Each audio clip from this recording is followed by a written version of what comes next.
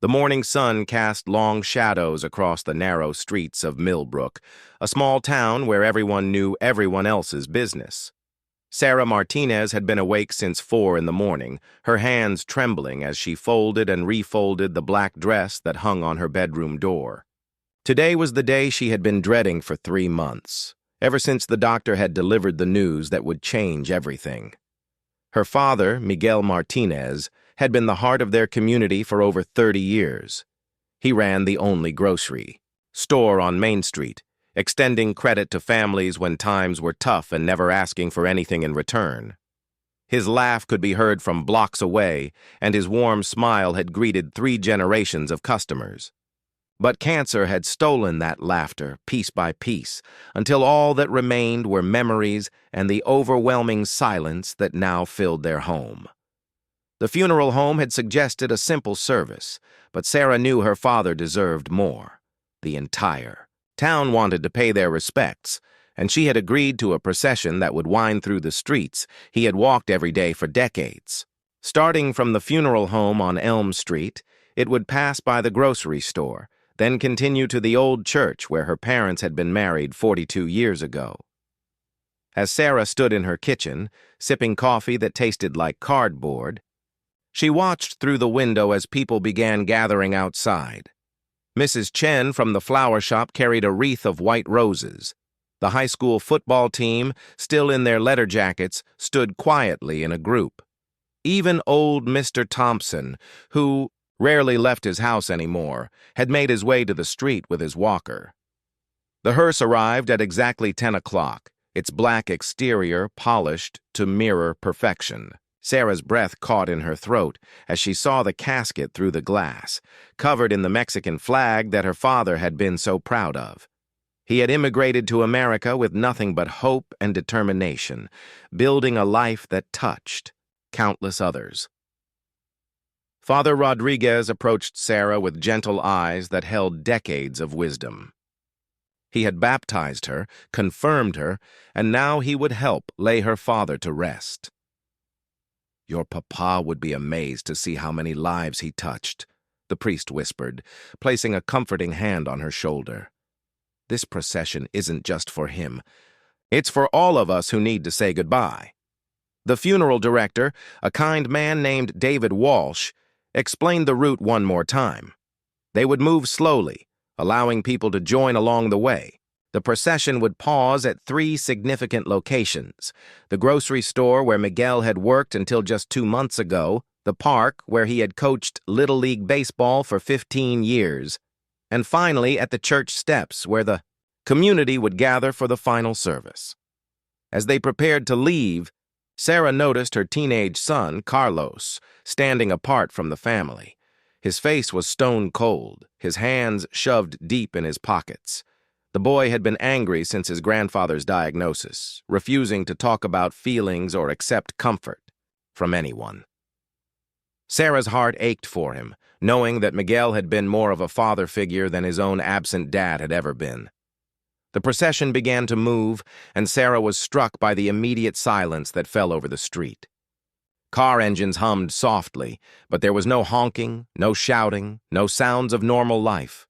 It was as if the entire town had collectively held its breath out of respect for the man who had given so much to all of them. Walking behind the hearse, Sarah was joined by her mother, Elena, whose small frame seemed to have shrunk even more in recent weeks. Elena leaned heavily on Sarah's arm, her weathered hands clutching a rosary that had belonged to her own mother. "He can see all of this," Elena whispered in Spanish, her voice barely audible. "He knows how much love surrounds him."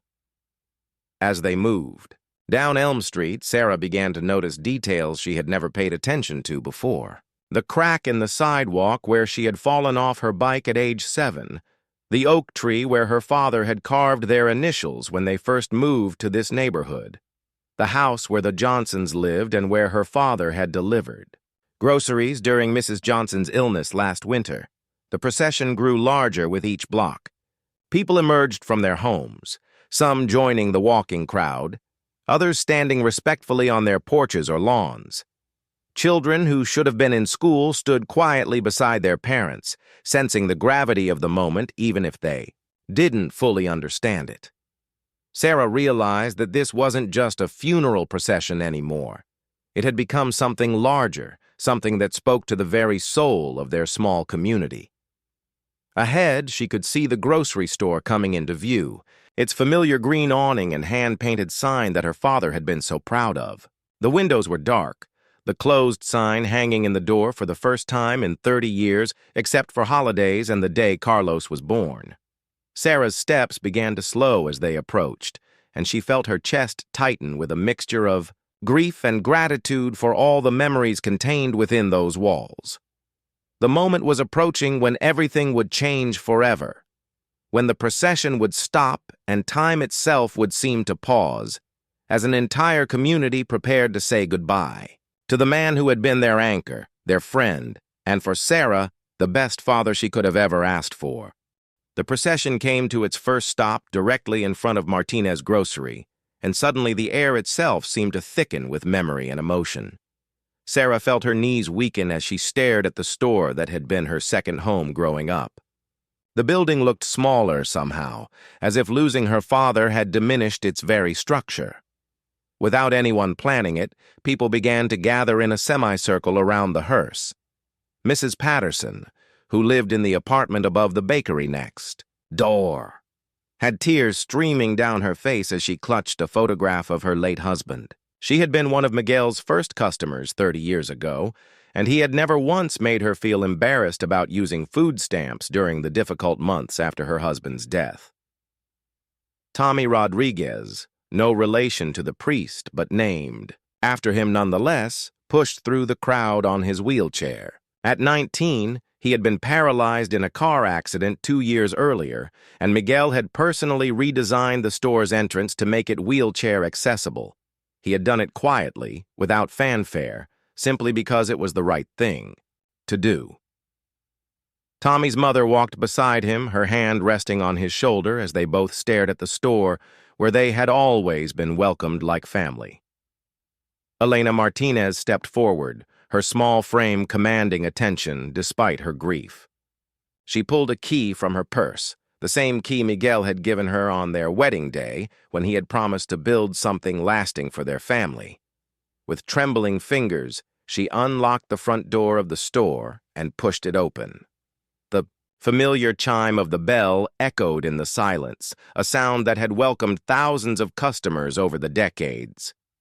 "He would want you all to remember the good times," Elena said, her voice carrying further than seemed possible for someone so small. "He would want you to remember his laugh, his terrible jokes, and how he always asked about your families." A ripple of gentle laughter moved through the crowd as people recalled Miguel's habit of remembering every customer's children by name, their birthdays, their struggles and celebrations. Sarah watched as her son Carlos stepped closer to the store window, pressing his palm against the glass. Inside, everything remained exactly as Miguel had left it on his last day of work.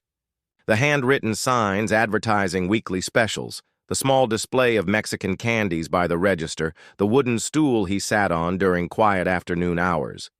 Carlos had spent countless afternoons on that stool, doing homework while his grandfather served customers and shared stories about the old country. The silence stretched on, but it wasn't uncomfortable. It was the kind of silence that comes when a community collectively remembers, when individual grief transforms into shared celebration of a life well lived. People began to step forward, one by one, placing flowers, notes, and small mementos by the store's entrance. Dr. Jennifer Hayes, who had delivered half the babies in town over the past 20 years, placed a small cactus plant by the door. She remembered how Miguel had always kept succulents on the store's windowsill, claiming they reminded him of his childhood in Mexico. "He delivered meals to my patients' families when I couldn't leave the hospital," she said quietly. "Never asked for payment, never made it seem like charity. He just cared." The high school students, led by their teacher, Ms. Williams, began to form a line. Each one carried a handwritten note. Miguel had sponsored their school lunch program for students who couldn't afford to eat, quietly arranging with the school to cover costs without ever letting the children know who their benefactor was. These teenagers, many of whom were now heading to college on scholarships Miguel had helped establish, wanted to say thank you one final time. As the notes and flowers accumulated by the door, Sarah noticed movement in the crowd. People were sharing stories with each other, quiet conversations about moments when Miguel had touched their lives. The Patel family, who had moved to town just 5 years ago, spoke about how Miguel had been the first person to welcome them, helping them navigate unfamiliar customs and making sure their children felt included in community events. Officer Maria Santos, still in uniform because she was on duty, stepped forward and removed her hat. She had known Miguel since childhood, and he had been the one to encourage her to pursue law enforcement when others doubted a young Latina woman could succeed in a small-town police force. He believed in people before they believed in themselves, she said, her voice breaking slightly. That was his gift. The procession began to shift and reorganize itself, preparing to move toward the next stop. But something had changed in these moments outside the grocery store. What had started as a formal funeral procession had transformed into something more organic, more powerful. People were no longer just following a hearse. They were participating in a living memorial, each person carrying their own piece of Miguel's legacy. Sarah felt her mother's hand slip into hers as they prepared to continue walking. Elena's grip was surprisingly strong, and Sarah realized that in this moment of community support, her mother was finding strength she didn't know she possessed. The woman who had seemed so fragile in recent weeks was drawing power from the love surrounding them. As the hearse began to move again, Sarah looked back one more time at the grocery store that had been her father's life's work. The flowers and notes created a colorful tribute against the green awning, and she realized that the store would never truly be empty as long as people remembered the kindness that had lived within its walls. The procession moved forward, but its character had fundamentally changed. This was no longer just about saying goodbye. It had become a celebration of connection, community, and the ripple effects of a life lived with purpose and generosity. The procession moved like a slow river through the heart of Millbrook, picking up more people with each passing block. What had started as perhaps 50 mourners had grown to nearly 200, and Sarah could hardly believe what she was witnessing. People were coming out of businesses, leaving work early, and some were even pulling their children out of school to be part of this moment. As they approached Riverside Park, Sarah's chest tightened with a different kind of emotion. This had been her father's favorite place in the entire town, where he had spent 15 years coaching Little League baseball every spring and summer. The park held layers of memories for their family, from Carlos's first home run to the championship game 3 years ago when her father had cried tears of joy as his team celebrated their victory. The baseball diamond came into view, and Sarah was amazed to see that someone had prepared for their arrival. The entire Little League organization must have worked through the night, because the field was immaculate. Fresh chalk lines marked the bases, the pitcher's mound was perfectly groomed, and someone had even hung bunting along the backstop in the team colors Miguel had always preferred: red, white, and green. The hearse stopped near the third baseline, exactly where Miguel used to stand during games, his hands cupped around his mouth as he shouted encouragement to young players who were more interested in picking dandelions than catching fly balls. Sarah remembered how patient he had been with every child, never raising his voice in anger, always finding something positive to say even when they lost games by 20 runs. Former players began to emerge from the crowd. Young men and women, now in their 20s and 30s, some with their own children in tow.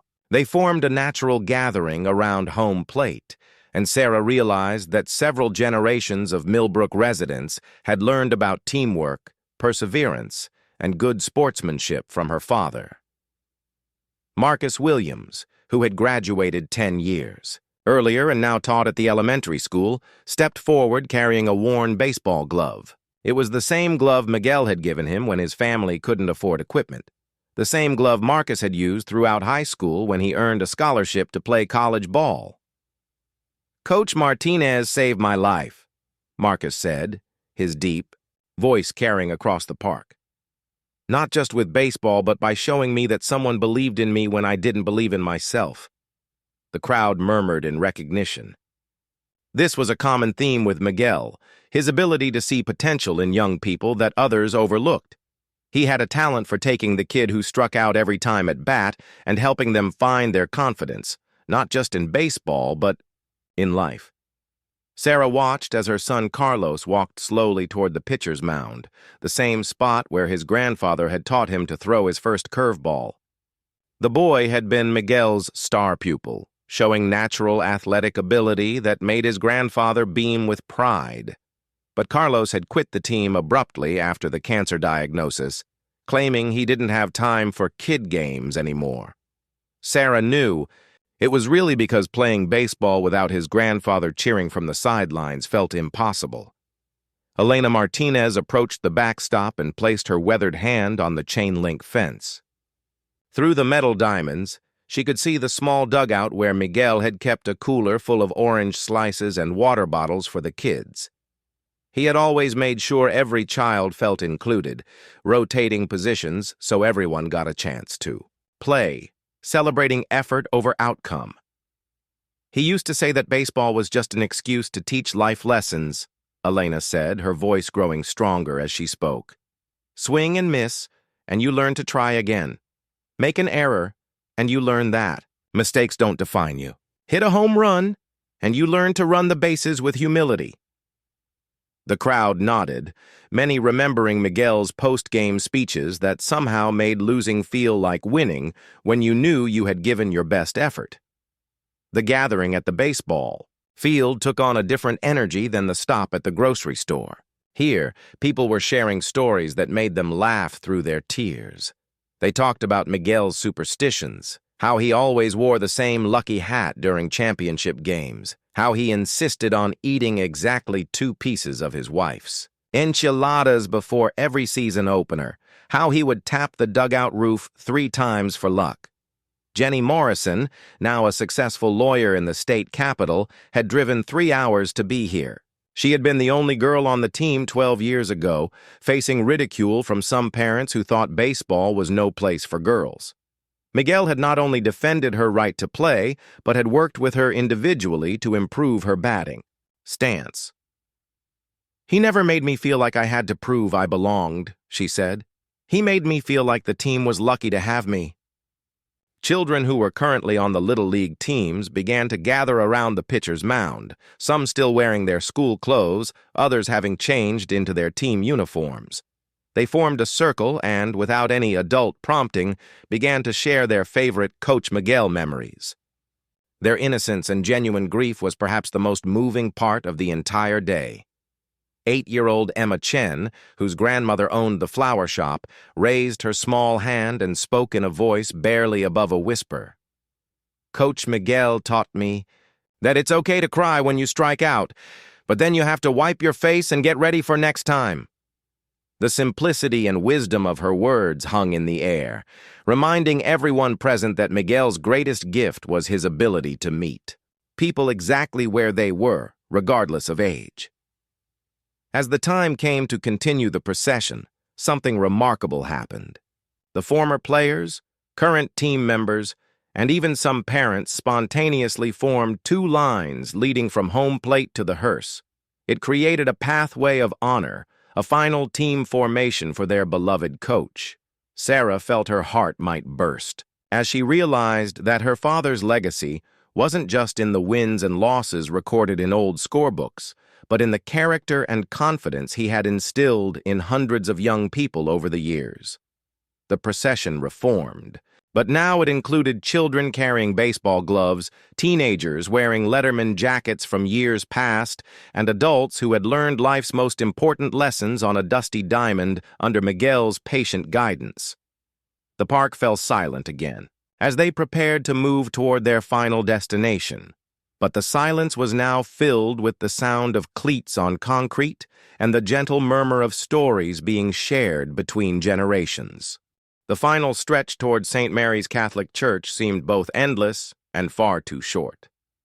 Sarah found herself walking more slowly, not wanting this remarkable day to end, yet desperate to reach the sanctuary where she could finally allow herself to fully grieve. The procession had swelled to what looked like half the town, maybe more. People were arriving from neighboring communities, former residents who had driven hours to pay their respects to the man who had touched their lives. The church bells began to toll as they approached, their deep bronze voices echoing across the valley. Father Rodriguez had arranged for the bells to ring continuously during their approach, a tradition usually reserved for Christmas and Easter. But Miguel Martinez deserved nothing less than the church's highest honors.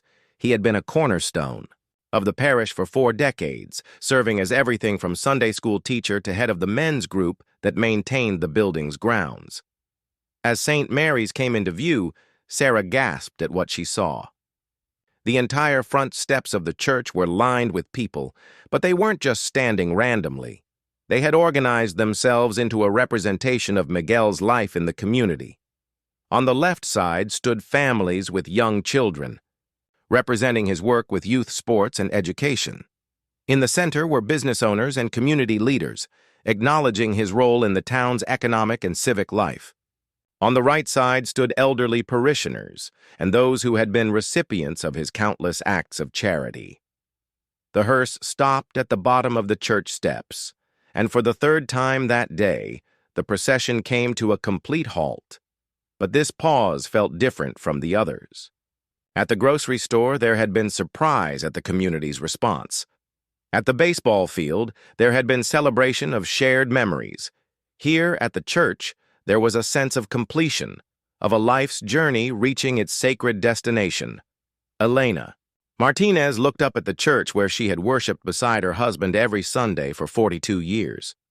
They had been married on these very steps, had brought Sarah here for baptism, and had celebrated countless holidays and milestones within these walls.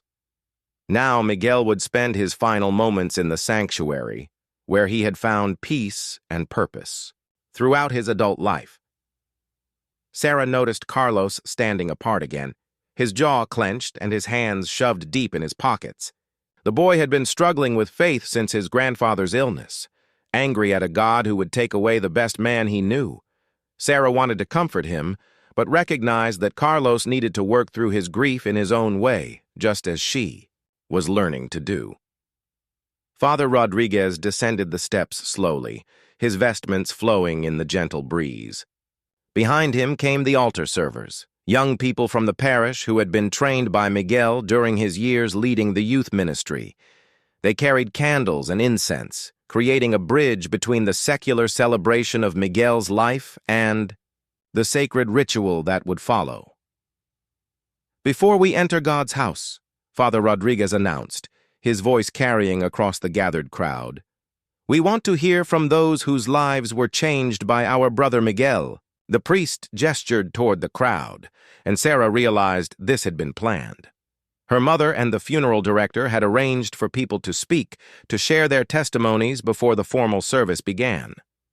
The first to step forward was Maria Gonzalez, a woman in her 50s who Sarah recognized but didn't know well. Maria's voice shook as she began to speak. 25 years ago, I came to this country with nothing but my 3 children and hope for a better life. I spoke no English and had no job. Miguel hired me to help clean his store, but more than that, he helped me fill out forms to get my children into school. He drove me to English classes at the community center every Tuesday for 2 years. Because of his kindness, my children are now a teacher, a nurse, and an engineer. Our family's American dream started with Miguel's compassion. Next came Dr. Roberts, the town's longtime physician who was now retired. "Miguel saved more lives than I ever did," he said simply. When people couldn't afford medications, he found ways to help. When families needed food during illness, he delivered groceries without being asked. When children needed school supplies, he quietly made sure they had them. He was the best of what it means to be human. Story after story emerged from the crowd. The widow whose lawn Miguel had mowed every week for 3 years after her husband died. The young father who had lost his job and found anonymous envelopes of cash in his mailbox, later discovering they came from Miguel. The teenage mother who had been shunned by some in the community but always found a friendly face and helping hand at Martinez Grocery. Sarah began to understand that she hadn't known the full extent of her father's generosity. He had lived his faith quietly, never seeking recognition or praise for his acts of service. She realized that the man she had thought of as simply her loving father had been a guardian angel to dozens of families throughout Millbrook. As the testimonials continued, something remarkable began to happen. People in the crowd started to connect with each other, sharing their own stories and realizing the extent of Miguel's impact on their community. Strangers discovered they had been helped by the same generous man. Neighbors learned about each other's struggles and Miguel's role in providing comfort during difficult times. The atmosphere began to shift from grief to something approaching celebration.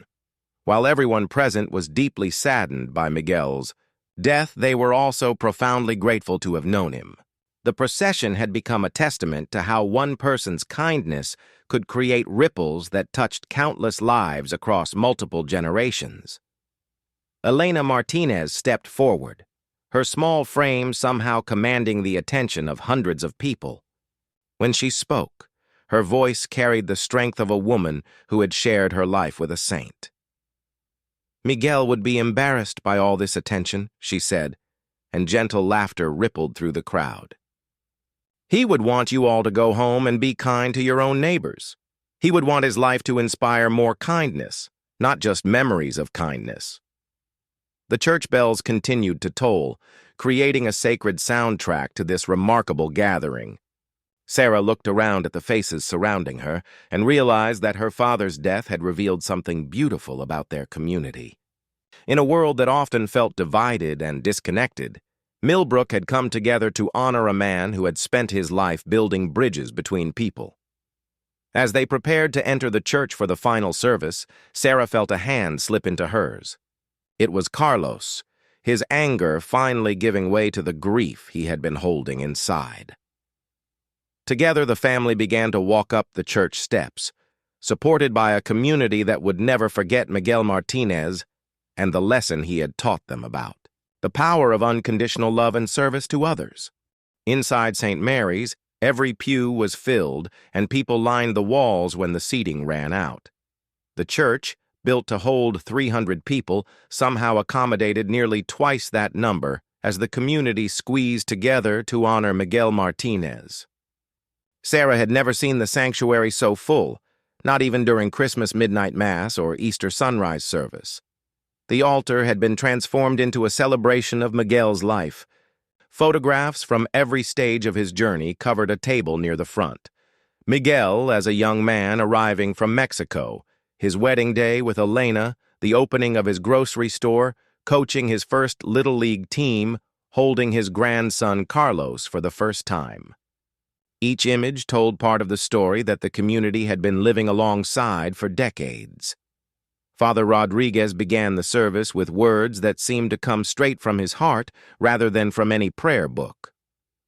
"We gather today not just to mourn Miguel Martinez, but to celebrate a life that proved love is the most powerful force in the universe. Miguel didn't just live in our community. He helped create it, shape it, and make it a place where kindness mattered more than wealth, where compassion was valued above competition." As the service continued, Sarah found herself listening to familiar prayers with new ears. When the congregation recited the Lord's Prayer, she could hear Miguel's voice among them, just as she had heard it every Sunday for as long as she could remember. Her father had always said the prayers with particular enthusiasm during the line, "Give us this day our daily bread," and Sarah now understood that for him, this wasn't just about food, but about his mission to make sure everyone in Millbrook was fed, both physically and spiritually. The first reading came from the book of Matthew. "Truly I tell you, whatever you did for one of the least of these brothers and sisters of mine, you did for me." Sarah's throat tightened as she realized how perfectly this passage described her father's approach to life. He had seen Christ in every customer who struggled to pay their grocery bill, in every child who needed encouragement on the baseball field, in every family facing hardship. When it came time for the eulogy, Father Rodriguez had asked several people to speak, reflecting the different aspects of Miguel's life. The first speaker was Elena, who had insisted on saying something despite her grief. She approached the podium with dignity, her small frame somehow filling the entire church with her presence. 45 years ago, I met a young man who promised to love me forever," Elena began, her voice steady despite the tears in her eyes. "But Miguel didn't just love me. He loved everyone he met. He loved this town. He loved the children he coached. He loved the customers who became family. He had enough love for all of us, and somehow, the more he gave away, the more he seemed to have." Elena paused, looking out at the crowded church. "Miguel used to tell me that we came to America not just to build a better life for ourselves, but to help build a better community for everyone. He said God brought us here for a purpose, and that purpose was to serve others. Today, looking at all of you, I can see that he accomplished what he set out to do." The second speaker was Marcus Williams, the former baseball player who was now an elementary school teacher. He talked about Miguel's impact on youth, not just through sports, but through the life lessons that extended far beyond baseball. "Coach Martinez taught us that the scoreboard doesn't measure what matters most," Marcus said. "He taught us that how you treat your teammates, how you handle defeat, and how you celebrate victory without making others feel small, those are the real measures of success." The final speaker was Dr. Roberts, representing Miguel's role in the broader community. His words were simple but profound. "Miguel Martinez was proof that you don't need to be rich or famous or powerful to change the world. You just need to care about the people around you and act on that caring every single day. For decades." As the speakers finished, something unexpected happened. Carlos, who had been silent throughout the entire service, stood up from the front pew and walked toward the podium. Sarah's heart stopped. Not knowing what her grieving son might say or do in this moment of overwhelming emotion, Carlos stood at the microphone for a long moment, his young face trying to find words for feelings too big to express. When he finally spoke, his voice was quiet but clear. "My grandpa was the best man I ever knew," he said simply. "He taught me how to throw a curveball, how to treat people with respect, and how to keep going when things get hard. I was angry at God for taking him away, but standing here, seeing all of you, I think I understand something Grandpa always told me. Love never really dies. It just spreads to more people." The teenager's words hung in the air like a blessing. In that moment, the entire church understood that Miguel's greatest legacy was not the grocery store or the baseball trophies or even the countless acts of charity. His greatest legacy was the love he had planted in the hearts of others, love that would continue to grow and spread long after his physical presence was gone. The service concluded with the hymn, "Amazing Grace," sung by hundreds of voices that filled the old church with harmony. As the casket was prepared for its final journey to the cemetery, people began to file out slowly, reluctant to let this remarkable day end. Outside, the late afternoon sun cast golden light across the church steps.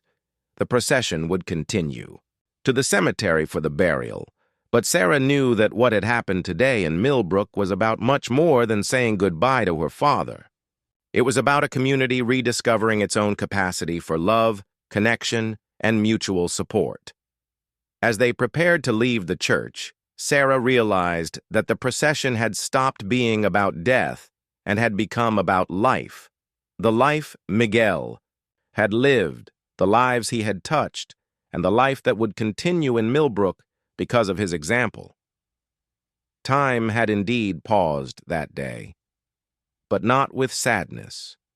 It had paused with gratitude, with recognition, and with the kind of love that transforms ordinary communities into extraordinary families. The cemetery sat on a hill overlooking Millbrook, a peaceful place where generations of the town's residents had been laid to rest.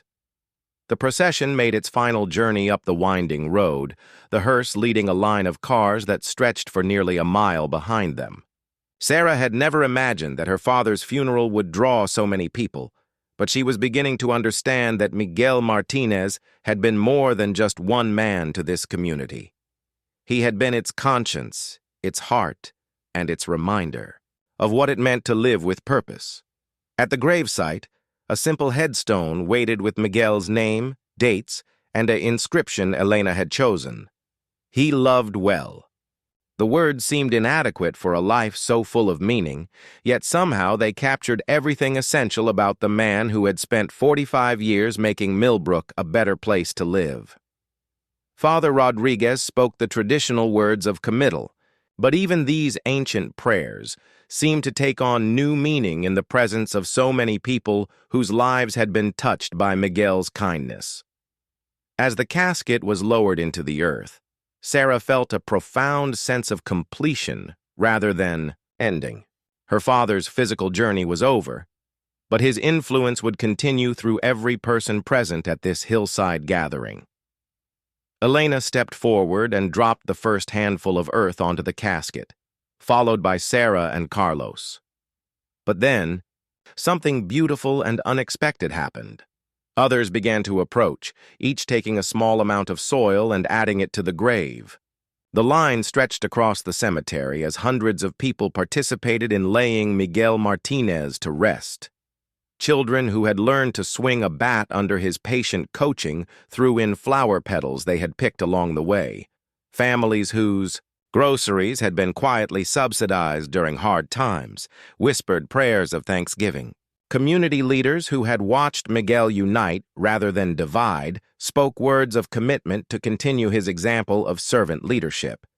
As the crowd began to disperse, small groups formed naturally throughout the cemetery. People who had shared stories during the procession continued their conversations, and Sarah realized that connections were being made that would outlast this day. Mrs. Chen from the flower shop was talking with the Patel family about organizing a community garden in Miguel's memory. The high school students were discussing ways to continue the scholarship fund Miguel had quietly supported for years. Carlos, who had seemed lost in anger and grief for months, was surrounded by his former Little League teammates and their families. They were sharing memories of Coach Miguel's terrible jokes and his habit of celebrating every small victory with the same enthusiasm he showed for championship wins. Sarah watched her son's face transform as he remembered not just the loss but the joy his grandfather had brought into his life. Elena Martinez stood beside the fresh grave for a long time after most people had left, her weathered hands folded over the rosary she had carried throughout the day. Sarah approached quietly, unsure whether her mother wanted company or solitude in this moment.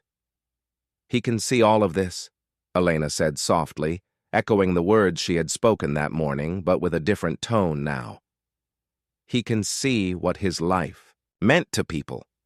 He can see that love really does multiply when you give it away." As the sun began to set over Millbrook, painting the sky in shades of gold and pink that Miguel would have called God's artwork, the last of the mourners made their way down the hill. But the day's impact was just beginning to unfold. In the weeks and months that followed, the community that had come together to honor Miguel Martinez would discover that grief shared becomes more bearable and that love celebrated becomes more powerful. The grocery store would eventually reopen under new management, but Elena insisted that a photograph of Miguel remain behind the counter, watching over customers just as he had done in life. The new owners, a young couple from the next town over, had heard about Miguel's legacy and committed to continuing his tradition of extending credit to families in need and supporting community events. The baseball field at Riverside Park was officially renamed Martinez Field 6 months later, with a bronze plaque that read, "Where children learn that how you play the game matters more than whether you win." Carlos, who had returned to baseball that spring, threw out the first pitch at the dedication ceremony, wearing his grandfather's lucky hat. Father Rodriguez established the Miguel Martinez Community Service Award, given annually to someone who embodied Miguel's spirit of quiet generosity. The first recipient was Maria Gonzalez, the woman whose family Miguel had helped when she first arrived in America. She had gone on to start a program helping other immigrant families navigate their new lives in Millbrook. Sarah found herself changed by the experience of her father's funeral procession. She had always known Miguel was a good man, but witnessing the breadth of his impact made her realize that ordinary people could create extraordinary legacies simply by choosing kindness every day. She began volunteering at the community center, teaching English classes just as Miguel had once quietly funded. Carlos grew from an angry teenager into a young man who understood that grief and love could coexist, that losing someone precious didn't diminish the gift of having known them. He started a program pairing elderly residents with high school students, creating the kind of intergenerational connections his grandfather had fostered naturally. On the first anniversary of Miguel's death, the town of Millbrook held its inaugural Community Kindness Day. It wasn't a day of mourning, but a day of action, with volunteers throughout the town performing acts of service in Miguel's memory. The grocery store gave away free meals to anyone who needed them. The baseball teams held a tournament where every child received a trophy, regardless of the score.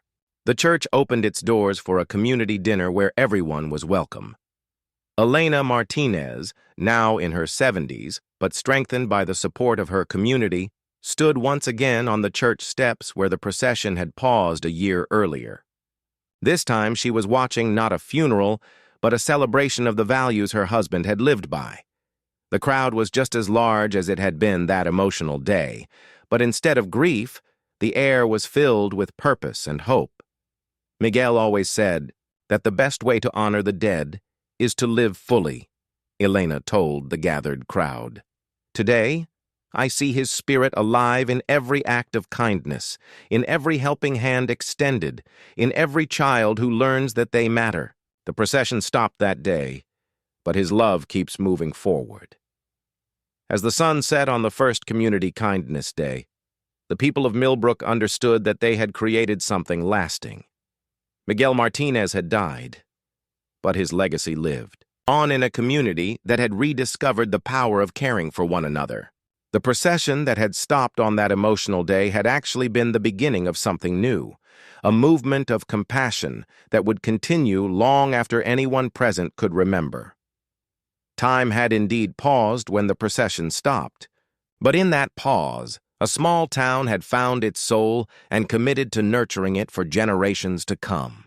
Miguel's greatest gift hadn't been his generosity to individuals, but his ability to show an entire community what they could become when love guided their actions. The story of when the procession stopped became part of Millbrook's identity, passed down to children and newcomers as an example of what one life of service could accomplish. And in telling that story, the town ensured that Miguel Martinez's legacy would never truly end, but would continue to spread, one act of kindness at a time, just as he would have wanted.